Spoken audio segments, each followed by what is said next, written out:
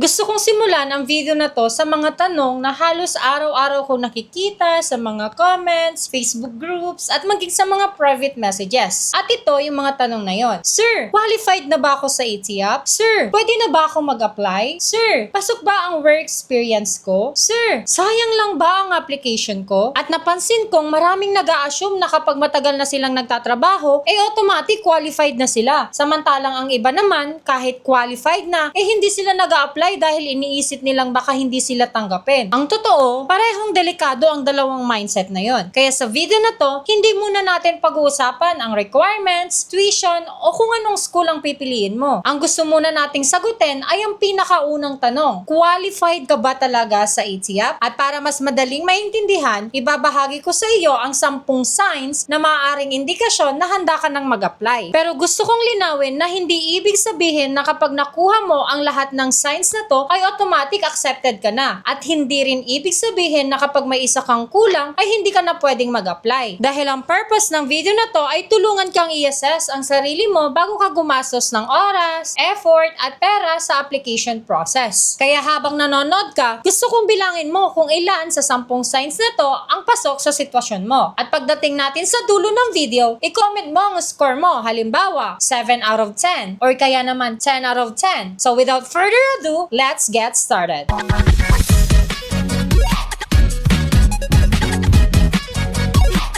Hello guys! Welcome back again to my channel. So sa channel natin na to, pinag-uusapan natin ang lahat ng kailangan mong malaman tungkol sa ATIAP. Mula sa qualifications, requirements, application process, tuition fees, mga ATIAP schools, at hanggang sa mga practical tips na makakatulong sa mga working professionals na gustong magkaroon ng bachelor's degree. Kaya kung ang goal mo ay makakuha ng updated, practical, at madaling maintindihang information tungkol sa ATIAP, i-consider mong mag-subscribe sa channel natin. At i-like mo na rin ang video na to at i-click mo na rin ang notification bell para hindi mo ma-miss ang mga susunod nating videos. Dahil regular akong nagbabahagi ng mga guides at tips na makakatulong sa iyong ATIAP journey. So without further ado, let's get started. So ang sign number 1 na maaaring indikasyon na ready ka nang mag-apply ay may matagal ka ng relevant work experience. Pero ang mas importante rito ay yung salitang relevant. Kasi maraming tao ang nagtatanong, Sir, 10 taon na akong nagtatrabaho. Qualified na ba ako? So ang sagot po dyan ay depende. Hindi dahil 10 taon ka nang nagtatrabaho ay automatic na qualified ka na. Ang mas mahalagang tanong po dyan ay kung ano ba talaga ang ginagawa mo sa loob ng 10 taon na yon. Halimbawa na lamang po, kung 10 taon ka ng office administrator, gumagawa ng reports, nag-handle ng staff, nagmamanage ng records at nakikitungo sa clients, ibang usapan po iyon kumpara sa 10 taon kang gumagawa ng trabaho nang walang koneksyon sa degree program na gusto mong kunin. Ganito po kasi sa ATIAP. Hindi lang nito tinitignan kung gaano ka katagal nagtrabaho. Mas tinitignan po nito kung ano ang mga natutunan mo habang nagtatrabaho. Ano ang mga skills na na-develop mo, ano ang mga responsibilities mo, ano ang mga competencies na kaya mong ipakita. Kaya kung ang trabaho mo ay halos pareho sa competencies na inaasahan sa degree program na gusto mong kunin, isa na yun sa magandang sign. At kung mapapansin mo, dito pa lang makikita na natin kung bakit mahalagang piliin ang tamang degree. Hindi dahil gusto mo ang isang course ay iyon na agad ang dapat mong kunin. Mas magandang piliin mo ang degree na pinakamalapit sa experience mo. At dahil napag-usapan na natin ang relevance ng experience, pumunta naman tayo sa pangalawang sign. At ang sign number 2 na maaaring indikasyon na handa ka nang mag-apply ay hindi lang years of experience ang meron ka. May mga responsibilities ka rin. So maraming applicants ang nagsasabing, Sir, cashier ako. Sir, caregiver ako. Sir, teacher ako. Sir, manager ako. Okay. Pero kapag tinanong mo sila kung ano talaga ang ginagawa nila araw-araw, doon pa lang nila naiisip na napakarami pala nilang ginagawa. Halimbawa, caregiver ka. Hindi lang naman simpleng alaga ng pasyente ang ginagawa mo eh. Maaring kasama rin sa trabaho mo ang pag-monitor ng kondisyon ng pasyente, document documentation, pakikipag-coordinate sa pamilya or medical team, pag-asikaso ng medications, at iba pang responsibilities. Kung office staff ka naman, hindi lang naman simpleng encoding ang ginagawa mo. Baka ikaw rin ang naghahanda ng reports, nagmamanage ng documents, nakikipag-coordinate sa iba't ibang departments at tumutulong sa operations. So ang gusto ko pong iparating dito ay maraming applicants ang minamalit ang sarili nilang experience. Kapag sinabi nilang simpleng empleyado lang sila, iniisip nila na wala na silang maipapakitang competencies. Pero kapag iisa-isahin mo ang actual responsibilities nila, makikita mong marami na pala silang skills na na-develop sa loob ng maraming taon. Kaya kung ang trabaho mo ay hindi lang paulit-ulit na routine, kung may decision making ka rin, may problem solving, may communication, may leadership, may technical skills, isa na naman yung magandang sign na maaring handa ka na para sa ETIAP. At speaking of skills, may isa pang bagay na madalas nakakalimutan ng mga applicants. At ito ay ang sign number 3, na patuloy kang natututo kahit hindi ka nasa college. At ito yung gustong-gusto kong ipaalala sa mga viewers na dahil maraming tao ang iniisip na dahil matagal na akong hindi nag-aaral, baka wala na akong chance. Pero alam mo ba na hindi lang sa classroom nangyayari ang learning? Dahil bawat seminar na ina-attenan mo, bawat training na sinasalihan mo, bawat certification na nakuha mo, bawat bagong system na natutunan mo sa trabaho, bawat promotion na ibinigay sa'yo, lahat ng iyon ay bahagi pa rin ng professional growth mo. Halimbawa na lamang, noong nagsimula kang magtrabaho, baka basic task lang ang ginagawa mo. Pero habang tumatagal, natututo kang gumamit ng iba't ibang software, natututo kang mag-supervise ng tao, natututo kang gumawa ng reports, natututo kang makipag-usap sa clients, natututo kang mag-handle ng conflicts. Hindi ba learning din yon? Kaya wag mong isipin na dahil 10 taon nang wala ka sa college, ay wala ka na ring natutunan. Dahil sa katunayan, maraming working professionals ang mas marami pang real-world learning kaysa sa inaakala nila. At iyan mismo ang isa sa mga konseptong kinikilala ng ETIAP, na hindi lang formal education ang mahalaga, pati rin ang learning na nakuha mo mula sa trabaho at iba't ibang professional experiences na may value rin. So ngayong may work experience ka na, may responsibilities ka na at patuloy ka pang natututo, may isa pang mahalagang tanong. Handa ka na ba talagang patunayan ang lahat ng yun? At iyan po ang pag-uusapan natin sa sign number 4. At ang sign number 4 natin ay kaya mo nang patunayan ang iyong experience. So ito ang bahagi na maraming applicants ang hindi agad na pag-iisipan. Sinasabi nilang marami na silang experience, pero kapag hiningian mo ng supporting documents, doon sila nagsisimulang mahirapan. Tandaan mo na hindi sapat na sabihin lang nating matagal na akong nagtatrabaho. Mas maganda pa rin kung may mga dokumentong makakatulong na patunayan ang iyong professional background. So ang halimbawa na lamang ng mga dokumentong ito ay ang Certificate of Employment, Training Certificates, Employment Records, Performance Recognitions, Professional Licenses kung meron, or iba pang mga documents na legal at valid na nagpapakita ng iyong work history at professional development. Pero hindi naman ibig sabihin na kailangan mo magkaroon ng napakaraming certificates. Ang mahalaga ay may paraan kang maipakita na ang experience na inilalagay mo sa application ay naaayon sa tunay mong naging trabaho. At kung may kulang ka mang dokumento, huwag agad mawala ng pag-asa. Mas mabuting simulan mo nang i-organize ang mga available records mo habang maaga pa. Dahil habang mas maaga kang naghahanda, mas magiging madali ang susunod na proseso. At speaking of preparation, may isa pang sign na madalas hindi napapansin ng maraming applicants. At ito ay ang sign number 5. Handa ka na bang maglaan ng oras para sa application process? So maraming tao ang gustong mag-ETIAP pero gusto nila 1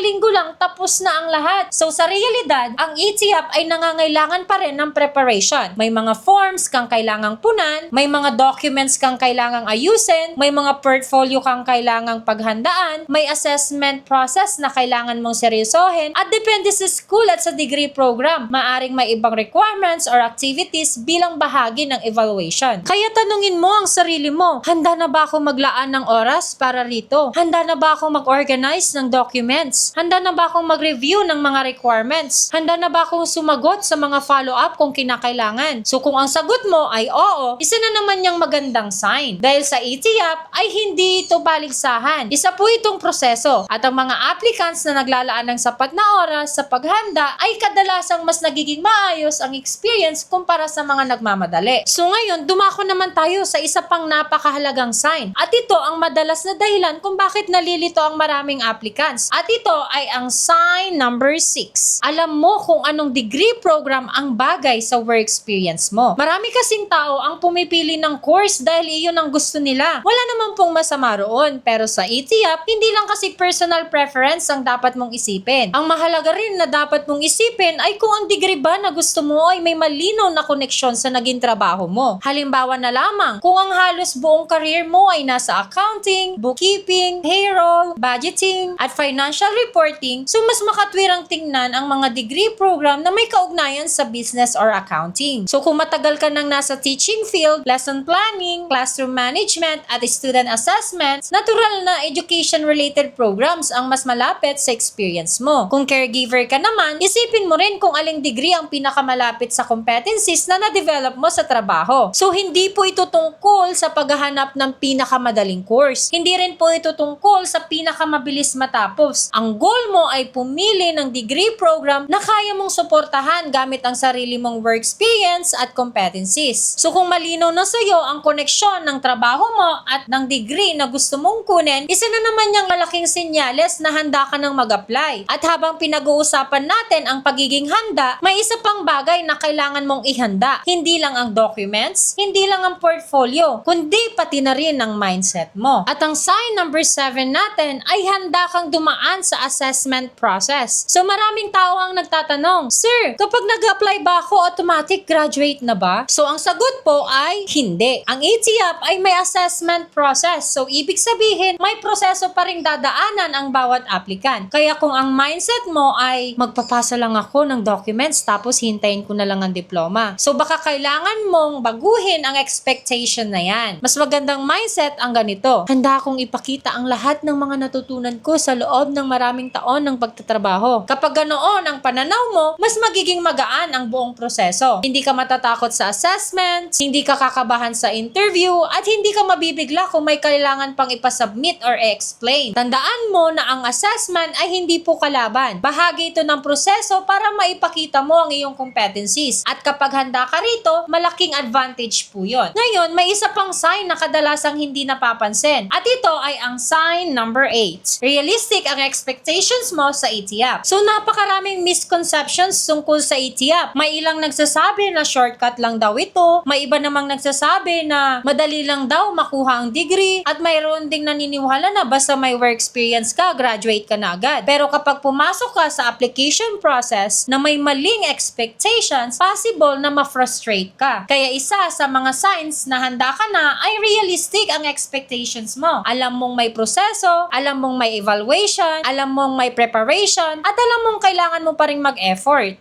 So sa kabilang banda, alam mo rin na ang ETIAP ay ginawa para kilalanin ang mga natutunan mo sa actual na trabaho. Hindi nito binabaliwala ang experience mo. Sa halip, binibigyan ka nito ng pagkakataong may pakita kung ano ang natutunan mo sa loob ng maraming taon. At sa tingin ko, kapag malinaw na ito sa isip mo, mas magiging magaan ang buong ETIAP journey mo. At ngayon naman, may isa pang sign na gusto kong pagtuunan mo ng pansin. At ito ay ang sign number 9. Handa kang maging honest sa iyong application. At isa ito sa pinakamahalagang sign. Kapag nag-a-apply ka sa ETIAP, tandaan mo na hindi mo kailangang dagdagan or palakihin ang experience mo para lang magmukhang qualified. Hindi mo rin kailangang mag-imbento ng responsibilities na hindi mo naman talaga ginawa. Hindi mo rin kailangang maglagay ng trainings na hindi mo naman talaga inatenan. So mas mahalaga pa rin ang honesty. Kung ano ang tunay mong experience, yun ang ilagay mo. Kung ano ang tunay mong responsibilities, iyon ang ipakita mo. Dahil sa huli, ang layunin ng ETIAP ay ma-assess ang tunay mong competencies at hindi ang pinakamagandang kwento. Kaya kung handa kang maging honest at transparent sa application mo, isa na naman niyang magandang senyales na nasa tamang mindset ka. At ngayon, pumunta naman tayo sa pinakahuling sign, at ito ay ang sign number 10. Gusto mong magkaroon ng degree hindi lang dahil sa diploma, kundi dahil sa paglago ng iyong karera. At ito yung pinakapaborito kong sign. Tanungin mo ang sarili mo, bakit gusto mong mag-ETIAP? Kung ang sagot mo lang ay gusto mo lang magkaroon ng diploma, okay lang naman yun. Pero mas maganda kung mas malalim pa ang dahilan mo. Halimbawa na lamang, gusto mong magkaroon ng mas maraming career opportunities. Gusto mong maging qualified sa promotion. Gusto mong maka-apply sa mas magandang trabaho. Gusto mong matupad ang pangarap mong makapagtapos ng kolehiyo. Gusto mong maging inspirasyon sa pamilya mo. So kapag malinaw ang dahilan mo, mas magiging motivated kang tapusin ang buong proseso. Dahil tandaan mo, ang diploma ay hindi lang papel. Simbolo rin ito ng lahat ng taon ng sipag, tiyaga, experience na naipon mo sa trabaho. At kung ang purpose mo ay mas malaki kaysa sa diploma mismo, mas malaki rin ang posibilidad na hindi ka basta susuko kapag may challenges sa application process. So ayun po yung 10 signs na maaring indikasyon na handa ka nang mag-apply sa ETIAP. At kung habang pinapanood mo ang video na to, ay napansin mong karamihan sa mga signs na ito ay pasok sa sitwasyon mo, ay magandang indikasyon po yun na maaari mo nang simulan ang paghahanda para sa ETIAP application mo. Pero kung may isa or dalawa kang kulang, huwag mo agad isipin na hindi ka na qualified. Sa halip, ay gawin mo itong guide kung ano pa ang kailangan mong ihanda bago ka mag-apply. So mas mabuting handa ka kaysa magmadali. At tandaan po natin na hindi pare-pareho ang background ng bawat applicant. So may iba't ibang work experience, degree programs at assessment process. Kaya ang video na ito ay gabay lamang para matulungan kang masuri ang sarili mong kahandaan. Ngayon naman, gusto kong marinig ang sagot mo. Sa 10